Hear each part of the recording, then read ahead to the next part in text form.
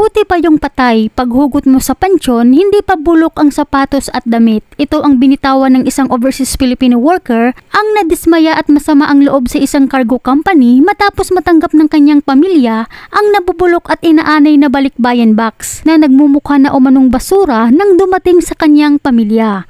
Sa Facebook post ni Kabayan, naglabas ito ng saloobin at nagbigay babala sa ibang mga OFWs na hindi na daw di umano safety ang mga gamit nyo dito sa cargo company na ito na kanyang matagal nang pinagkakatiwalaan. Dahil sa buko daw kasi na pinalitan di umano ang kanyang box ng sako, marami umanong mga gamit ang nawala tulad ng mga shampoo, mantika, mga sabon, gatas, coffee mate, Colgate at 18 pirasong bottle ng kape at ang mga bagay umano na regalo ng kanyang mga amo. Sa post ni Kabayan, ani dito, ang sakit ng dibdib ko kasi pinaghirapan ko yung ipunin para sa pamilya. Nagbayad pa umano siya tapos ganituan niya ang kanyang makita. Kaya't nagbanta ito na ipapatulpo umano niya ang cargo company dahil sa ginawa sa kanyang balikbayan box na makikita natin sa video na kuha ng kanyang pamilya. Pero bago tayo magpatuloy, huwag kalimutan i-like, share, subscribe at pahit na rin ang kampana for more upcoming videos. Salamat! Bago ka ni Bitin? Watch games. Nasa pa? Ito na ito. Nabuak lagi di day. Paano mo? Pagka January, February, 2024. Oh, liluto sapatos oh. Kaki ako Neng. 2024, April. Pwede pa na. Mauna na siya dahil. Look at that. Ano? Ito na eh.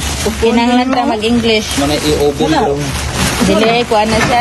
Gas stove. Hindi padala pa man na. Okay pa rin dan. Daday. Nag-anay yun. Daga ng ulod day. Mag-ug yun. Mag-ug yun. Okay po na. Ulod. Ito sa ulod. Can you see? Anay. Ay, ipaiso na yung mga anay kay dili ko ginang anak. Ago. Spray palihog dong. Sili na. Spray nga ko ang target. Apa? Uy, gift. Day. Mine. Kani day. Ako day. Mine gold. Nasa sudlanan na check di butang sala. May pasta. Mga pasta. Ay, ginoo ko na yung mga pasta. Mga nagsaya-tsura dahil.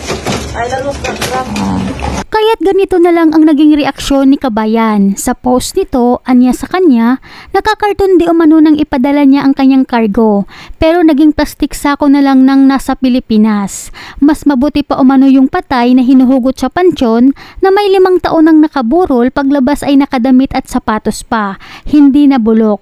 Pero ang cargo daw niya na 8 months dumating sa Cebu, bulok na, makita daw talaga na pinabayaan. Kaya piliin yung maigi mga kababayan yung pagdadalhan nyo ng inyong mga kargo.